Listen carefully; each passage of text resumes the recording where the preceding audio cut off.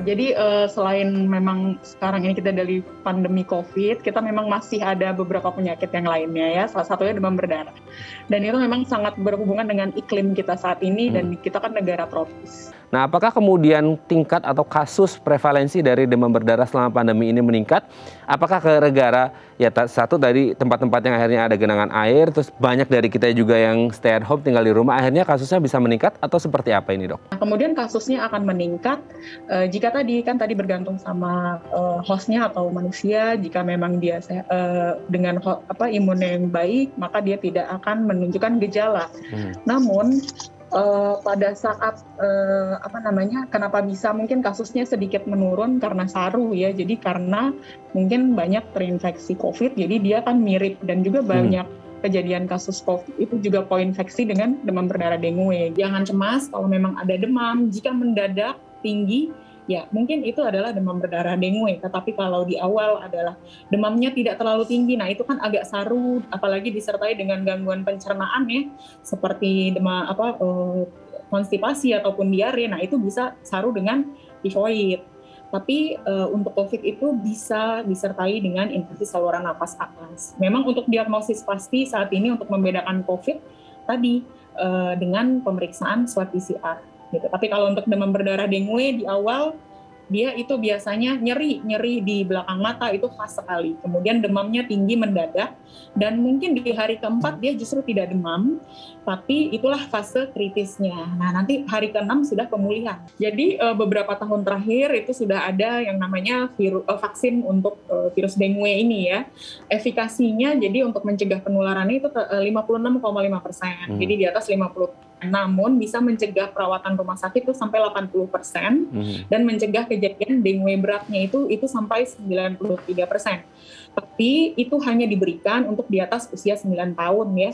Dan kemudian harus diberikan pada yang sudah ada riwayat demam berdarah dengue. Oke Dok, sebelum kita lanjut Dr. Winda, ini ada DM Instagram dari pemirsa, aku bacakan ya Dok ya. Ini dari @caca58. Dok, DBD itu kan virus yang cukup mematikan ya. Jadi kalau misalnya kita udah kena, apakah tubuh kita lebih kebal dari biasanya gitu ya mungkin ya, ketika merespon virus COVID-19? Oke, terima kasih Mbak Caca pertanyaannya ya. Jadi untuk jika sudah terinfeksi virus DBD ya, virus dengue, maka bisa terkena virus dengue yang tipe lain. Tadi kan virus demam berdarah, virus dengue-nya ada 4. Tapi mungkin bisa terkena lagi DBD lagi, tapi dengan tipe virus yang berbeda sampai 4 kali. Jadi bisa terinfeksi DBD maksimal 4 kali karena virusnya cuma 4. Jadi kalau udah kena 4-4-nya, itu sudah seumur hidup dapat imunitas, kekebalan seumur hidup. Virus dengue dan coronavirus berbeda. Tentunya antibodi atau tentaranya yang juga berbeda. Jadi kalau udah pernah kena DBD, belum tentu bisa melindungi COVID. Kan tadi dokter juga sempat menyebut bahwasanya gejalanya hampir mirip gitu ya, agak nyaru lah seperti itu antara DB dan juga COVID. Pertanyaannya Dok, kan ini sama-sama imun sistem kita ini lagi drop seperti itu. Nah ini sih bukan doa, ini hanya pertanyaan gitu ya Dok ya.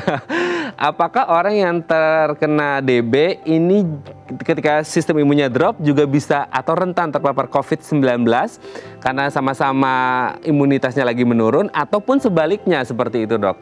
Bagaimana nih? Ya, jadi kalau misalnya demam berdarah dengue tadi kan, kalau untuk dua-duanya itu sama-sama penyakit menular.